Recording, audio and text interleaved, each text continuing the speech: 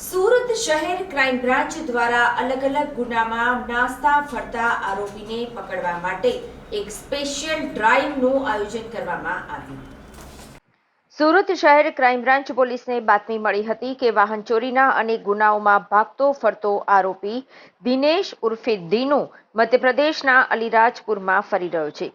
ત્યારે બાતમીના આધારે સુરત ક્રાઇમ બ્રાન્ચની ટીમે મધ્યપ્રદેશના અલીરાજપુરના ઉમરેલી બજારમાંથી આરોપી દિનેશ ઉર્ફે દીનુ મસાનિયાની ધરપકડ કરી છે।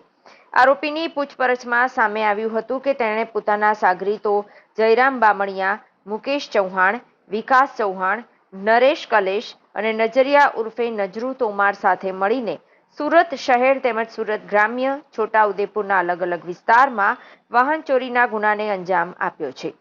આ ડ્રાઈવ અંતર્ગત અત્યાર સુધીમાં અનેક આરોપીઓને ઝડપી પાડવામાં આવ્યા છે। ત્યારે મધ્યપ્રદેશના અલીરાજપુરની કુખ્યાત વાહન ચોર ગેંગના મુખ્ય સૂત્રધારને સુરત ક્રાઇમ બ્રાન્ચ દ્વારા બાતમીના આધારે અલીરાજપુરની ઉમરેલી બજારમાંથી ઝડપી પાડવામાં આવ્યો છે।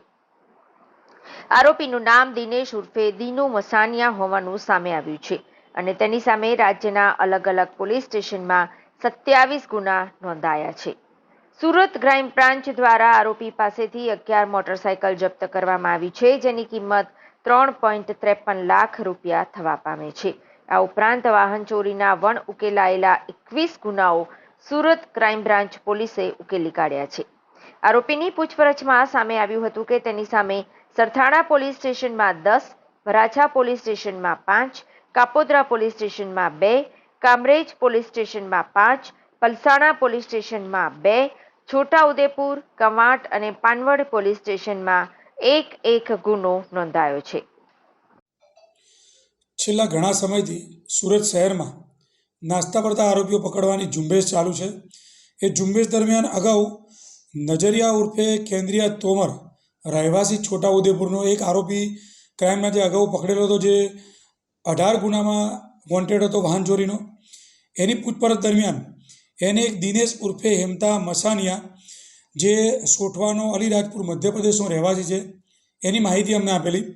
એ માહિતીના આધારે ગત તારીખના રોજ અમે નજરિયાને બાતમીના આધારે દિનેશને પકડી પાડેલ છે। જે આરોપી 27 ગુનાનો વોન્ટેડ આરોપી છે, એ વોન્ટેડ આરોપીને પકડી અને આગળની તપાસ ક્રાઇમ દ્વારા શરૂ કરવામાં આવેલી છે। આ આરોપી સુરત શહેરના 27 ગુનામાં વોન્ટેડ છે અને આ આરોપી પોતાના મોજશોખ માટે અમુક વાહન રાખે અને અમુક વાહન વેચી અને રોકડા રૂપિયા મેળવી અને મોજશોખ કરવાની ટેવવાળો આરોપી છે। બહુ જ રીઢો ગુનેગાર છે। એને ક્રાઇમ બ્રાન્ચે બાતમીના આધારે પકડી પાડેલ છે।